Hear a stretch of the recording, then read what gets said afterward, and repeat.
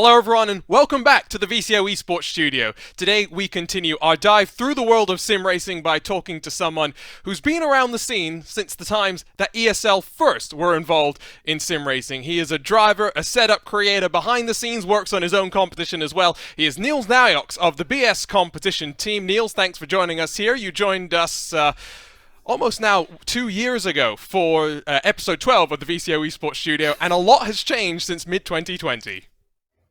What an introduction. Hello. Hello indeed. Let's, of course, I guess, start with what's been going on most recently, Nils. We just finished up the 5th round of VCO LFM Flex Stream, and this, of course, is your creation. You've been a competitor for so long, and now finally you've gotten on the other side and enjoyed what it's like to be the judge, jury, and legislator, as you put it in the VCO Discord. Yeah, I mean, we're trying a bit to, of course, split the roles. So any adjudication and race control is all done by LFM. I've no say in that, as they have let me know after the first round where I complained a bit as my role as driver. Yeah, so there's no exceptions for me in that regard. But yes, the format, I think we wanted to do something innovative with VCO. And I'm probably also always on the forefront when it is about complaining BOP.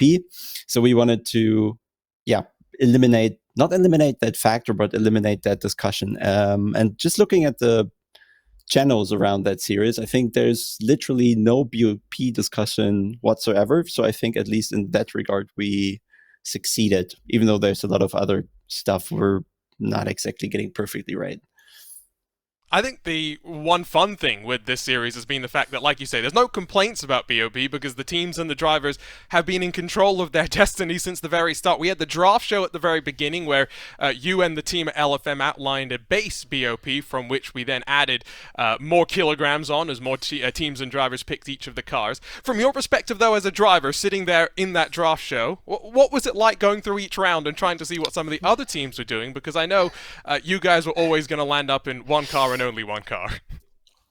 Exactly. I think for us it was a bit of a, well, at times scary because there were a lot of people taking the BMW, because I know when you have a grid that where there isn't like 30 hyper competitive teams, but there are some in there that are more like community teams, more streamer teams or something, and they probably don't care as much about BOP as the top guys do. So yeah, we were a bit scared that a lot of those would take the BMW because up to a degree, it's quite easy to drive, quite stable, forgiving, good endurance car. So we were expecting a lot of BMWs and a lot of kilos. But yeah, I think thankfully in the end, some people jumped off of it. And I think it's after the Honda, the car that carries the second most kilos. In for the title fight still, even though Williams just passed us with a Lambo, which was a bit of an underdog before, but then it got so little kilo that it became a viable option. And I don't think it would be anywhere else in any other series. So I think we achieved something that there's a car nobody had on the radar right at the front of the grid. We've definitely been enjoying the diversity of cars that we have through the field. Like you mentioned, Williams Esports now leads the championship, but only by 8 points. You guys had to put together a quite remarkable recovery drive this past Saturday after qualifying. Did not go your way, of course, with the series having knockout qualifying in 3 stages. You started at the very back of the field and ended up finishing all the way up in, 7th position? So I guess it could have been a little bit worse. Yeah, at least we got the most positions gained award for this time. So there's a couple more euros coming our way. Of course, finishing high up would have been way more important. At least going with a lead into the last round would have been good. Now we'll definitely have to finish in front of Williams. Also, the qualifying gives points. So as well there, we're under pressure. Not just, of course, not in Q3. We just have to make it through this time, maybe. But then, yeah, Q1 already counts much more now, because those points will come in crucial come the checker flag. Of course, that final round of the championship going to be in the BMW M2 CS Racing Cup car at Paul Ricard, which is going to be an interesting combination, as I'm sure some of you will doze off on that long back straightaway. But from your perspective, I'm sure you're feeling somewhat confident about going over to that car, because we saw just how strong BS competition was in that machine back at BMW Sim Live at the end of last year. Yeah, I think as well in the Porsche Cup it was very similar. When we're all in the same machinery, there's no BOP involved, then we certainly count towards the fastest teams. The problem is Williams does as well, so it's very hard to foresee who will have the upper hand in the end. Yeah, we did finish well in the BMW, but I have no doubt the others will find the few clicks you can make on the cars to make it fast. And the qualifying we had in the event, we sadly had to cancel. That the others were very capable of putting in very fast lap times. Maybe we can count on the guys of UOL, for example, to steal the win from Williams, or at least be in between us and them or something. So it's not just between Williams and us. There are certainly other quick teams around. Yeah, going back to that round at Barcelona, like you mentioned, also in a single make, the Porsche Cup class, you finished first, Williams finished second. Only 1 point splits you guys in points gained out of that round, so it does illustrate just how close it's going to be. I want to go back to something you just brought up, though, and this is the fact that certain events now, unfortunately, on Assetto Corsa Competizione, have been the target of several attacks. It's never fun as a driver, but now as an organizer, can you let us into some of the insight that went on and what happened in the week after that as you and the team tried to figure out what we could do moving forward? So LFM does the hosting for us, and mainly it's all Boris doing the stuff, right? It's not like there's a huge team behind that. So of course we've been talking to him which other options we have.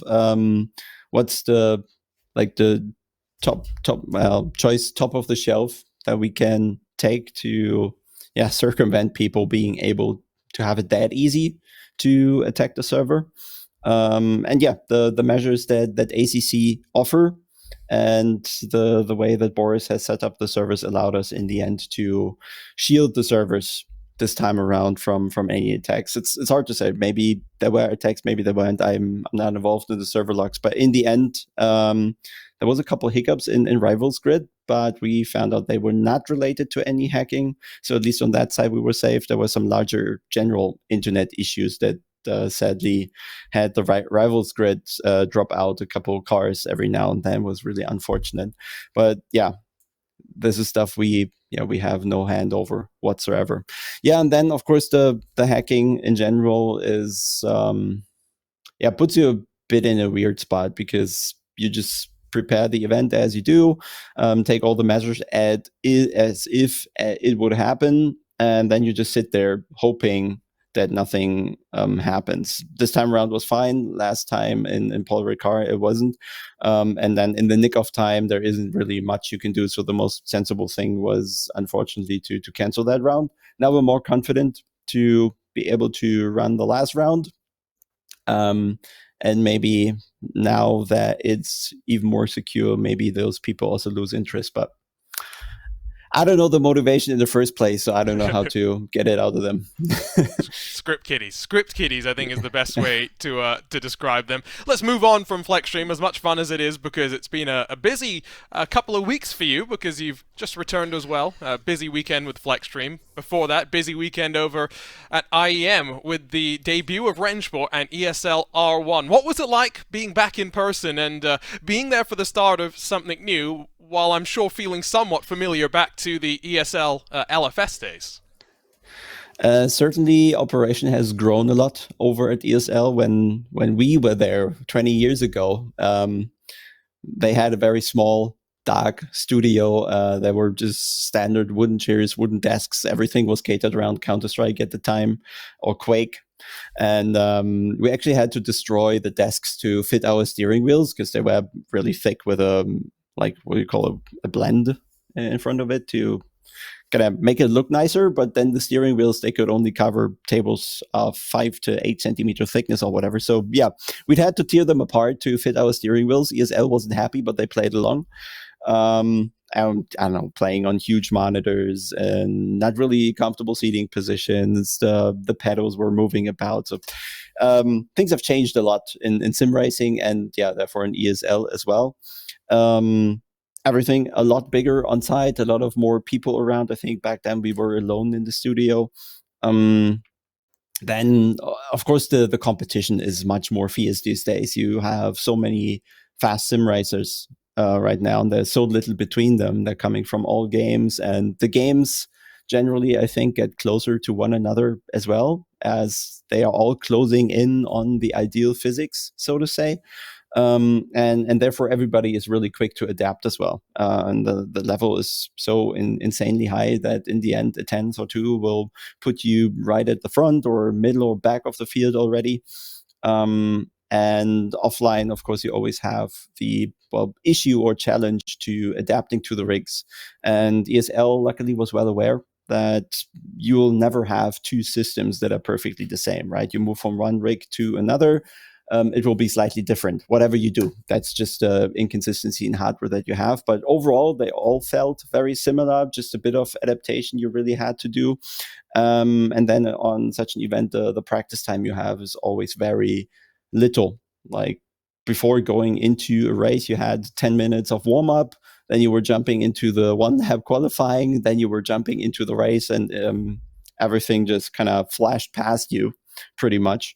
Yeah, very, very challenging weekend. Certainly not the results we were hoping for. I saw a few good lap times there. Or let's see, I saw good potential.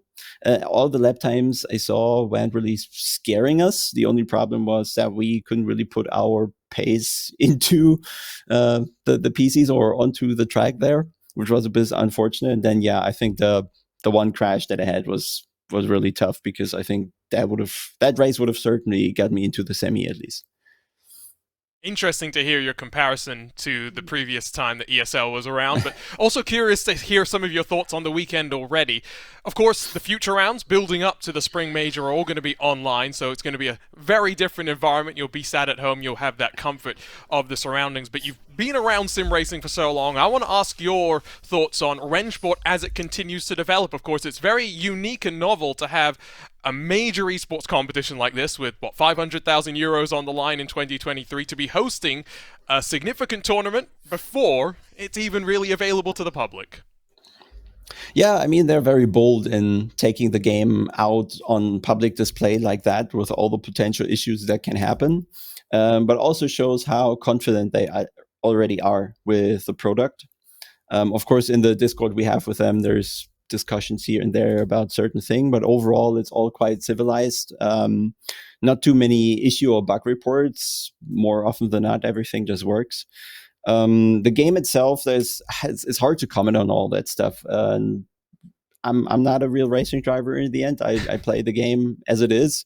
Of course, there are certain things that you will like. There are certain things that you won't.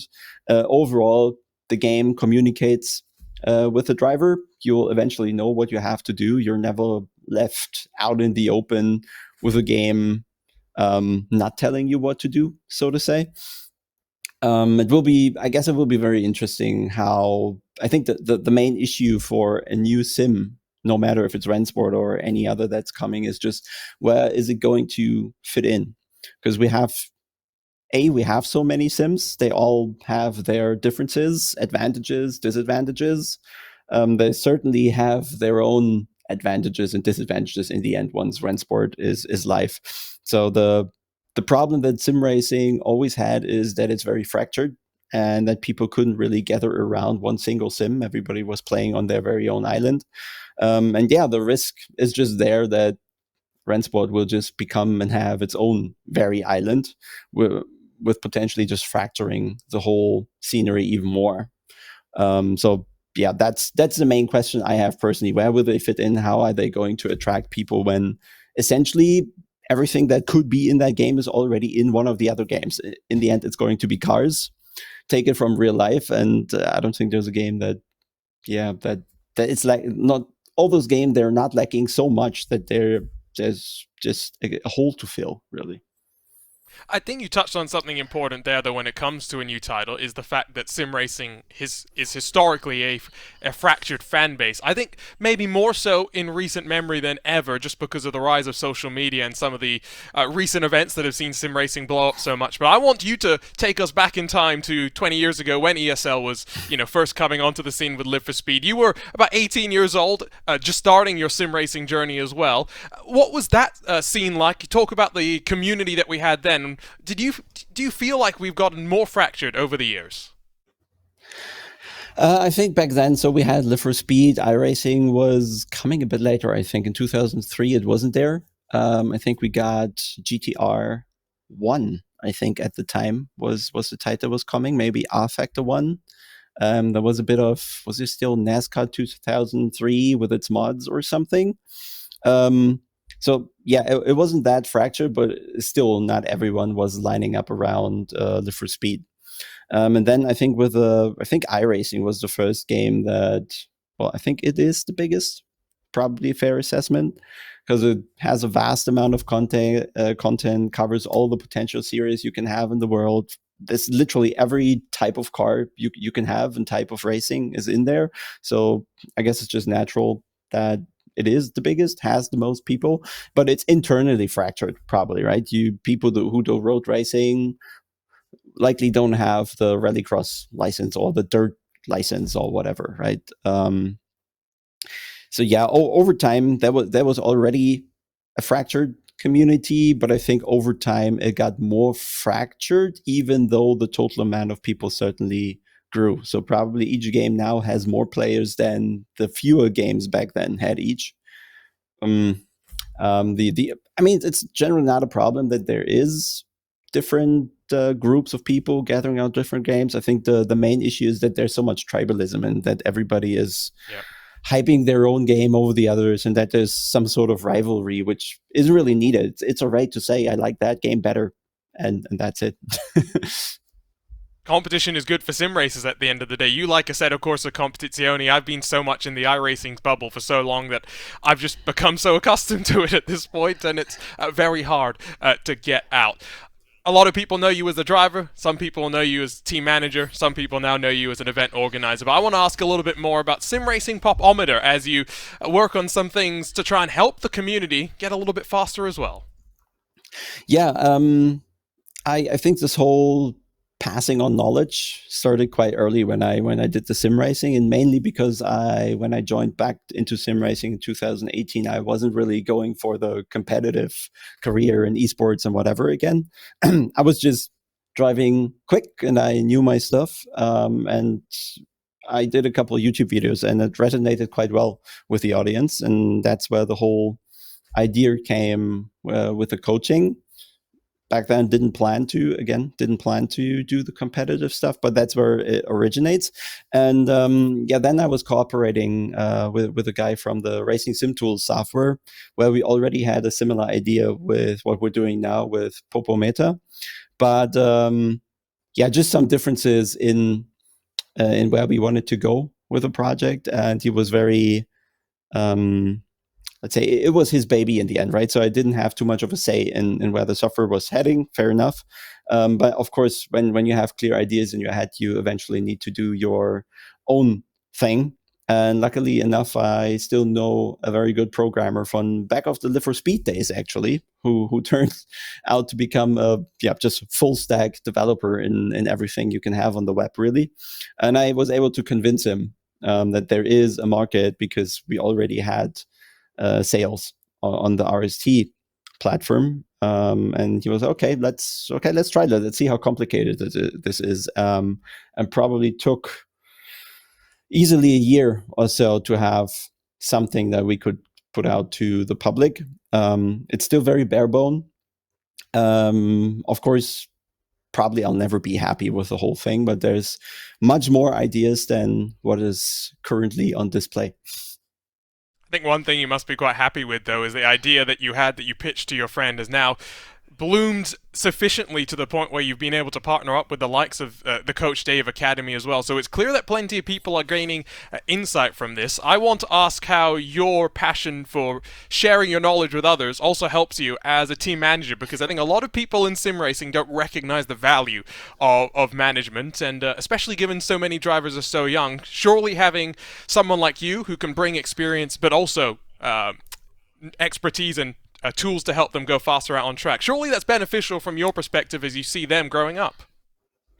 Yeah, first, probably a shout out to David Perrell. I don't know if you're watching, but now someone is going to send you the link, because he's always very open and supportive in the sim racing scene in general. When he sees an opportunity or something that he likes, he's always open to collaborate, even though it's not perfectly clear which side of the collaboration is going to benefit more, so to say. So he so when we talked, he was like, "Yeah, actually, why not?" And then we fleshed it out a bit, and it didn't take too long to get it all started. Um, because often you could say, well, we are rivals a bit on the setup market, but in the end, we found a way to not cannibalize one another. So yeah, always good to have partners in whatever form. Um, and then yes, the whole data sharing part for new players, young people, I think that is something. The more professional sim racing gets, the more likely people are to pick this up, because it just helps you to improve quicker. Of course, you can rely on your talent. You can just do more laps. There's certainly no way around doing those kind of laps. But I think the whole data side of things can be a bit of a shortcut, right? You don't have to trial and error everything if you can have a look at what is the right way to do it, right? Then it's much easier to circle around, so to say, the right input that you need to achieve in order to get the car around the corner the right way, instead of trial and erroring. Like, you can venture here and try something, or you can venture here and try something, and there and there. And with the data, you have a very clear direction what you need to aim for.